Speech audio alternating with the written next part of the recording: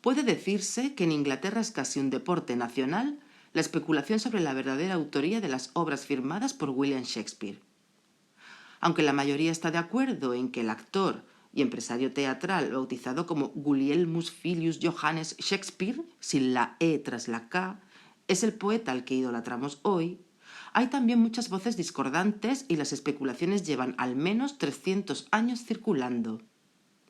En la llamada cuestión Shakespeare o caso Shakespeare, no ha habido artista o intelectual que se haya resistido a participar de una de las dos corrientes principales, a saber, la postura stratfordiana u ortodoxa, académica, la tradicional, la de quienes creen firmemente que el hombre nacido en Stratford es el auténtico autor de las obras firmadas por Shakespeare, y la postura anti-stratfordiana o escéptica, la de quienes dudan considerablemente que un hombre sin destreza ni formación académica estuviera capacitado para escribir las obras dramáticas y los poemas que conocemos hoy. No debe deducirse que se trata de personas lunáticas o de amantes de las teorías conspiranoicas. Entre los escépticos más ilustres contamos, por ejemplo, con Mark Twain, Charles Chaplin, Walt Whitman, Orson Welles, Sigmund Freud, Vladimir Nabokov, Malcolm X y un largo etcétera.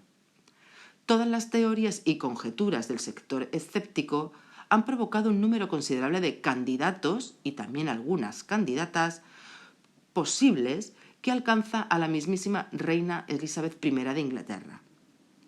Los argumentos para dudar se basan en una serie de lagunas que son muy difíciles de resolver. Está la cuestión de la firma. Solo se dispone de 5 muestras caligráficas y ninguna de ellas coincide con las otras. La del testamento, que sería la más fiable en teoría, es casi ilegible y está escrita de manera tosca y pobre, al igual que la redacción de todo el documento, lo que sorprende en el creador de Hamlet o de Romeo y Julieta. Otro motivo que ha llevado a dudar es la ausencia de manuscritos originales, aunque este hecho se reitera en otros escritores de la época, que solían escribir en hojas sueltas y desperdigadas. Y también es posible que el incendio en el Teatro Globe hubiera terminado por destruir esos documentos. Si el Shakespeare sin la E tras la K de Stratford hubiera tenido una nutrida colección de libros en su casa, es decir, la biblioteca personal del autor no aparece en ese testamento, entonces habría aparecido, o también sus hijas no hubieran sido unas auténticas analfabetas como fueron. En 2007, un grupo de personas vinculadas a la esfera literaria, al mundo escénico y al ámbito intelectual firmaron la Declaración de la Duda Razonable sobre la identidad de William Shakespeare. Las personas firmantes se preguntaban principalmente cómo el William Shakespeare de Stratford no dejó ninguna evidencia de ser el autor que conocemos como Shakespeare, y por qué existía un enorme abismo entre la vida del presunto escritor y el contenido de sus obras.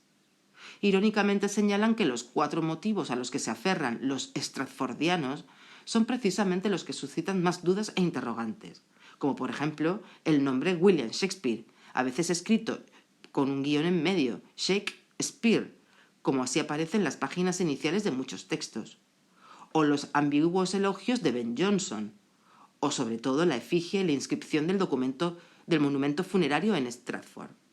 Esos pilares stratfordianos son debatidos en la Declaración de Duda Razonable. Para los stratfordianos, todas estas dudas razonables no eran más que conjeturas, a lo sumo basadas en pruebas circunstanciales, pero tampoco se han molestado en zanjar el asunto dando explicaciones contundentes a estas innegables ambigüedades, lagunas y contradicciones que rodean al gran escritor. Entonces, ¿quién fue William Shakespeare? Desde que comenzaran las dudas y las sospechas, se ha ido multiplicando el número de candidaturas en la competición por ser el auténtico Shakespeare. Se calcula que hasta el momento se han propuesto más de 60 nombres frente al candidato convencional. Los más conocidos son Francis Bacon, Christopher Marlowe, Edward de Vere, Mary Sidney, la condesa de Pembroke, Amelia Bassano y Sir Walter Raleigh. Pero los anti-stratfordianos tampoco terminan de ponerse de acuerdo en un único candidato. La cuestión Shakespeare ha sido abordada además desde diferentes ópticas, histórica, filológica, antropológica, psicoanalítica, política. Incluso la ciencia ha tenido que intervenir. En un estudio reciente se han aplicado técnicas estadísticas y algorítmicas para comparar las obras de Shakespeare con los trabajos y escritos de los 3 candidatos principales, Francis Bacon, Christopher Marlowe y Edward de Vere, basándose en parámetros cuantificables como el uso de ciertos caracteres lingüísticos y determinados vocablos. La conclusión a la que llegan es que resulta extremadamente improbable que las obras atribuidas a William Shakespeare fueran escritas por Marlowe o Bacon, mientras que hay numerosas coincidencias con Edward de Vere. Ya no solo se debe a la relación entre los episodios de su vida y a los sucesos en obras shakespearianas, o al vasto vocabulario empleado por uno y por otro, sino que llama la atención la coincidencia en la utilización de palabras únicas y singulares, más aún teniendo en cuenta que solo se utilizaron unas pocas cartas de Edward de Vere y no todo un corpus literario como sí hicieron con Marlowe y Bacon. En definitiva, este estudio concluye que Edward de Vere es el único candidato que ostenta un serio potencial para ser William Shakespeare. Es decir, que Edward de Vere, conde de Oxford, probablemente fuese William Shakespeare.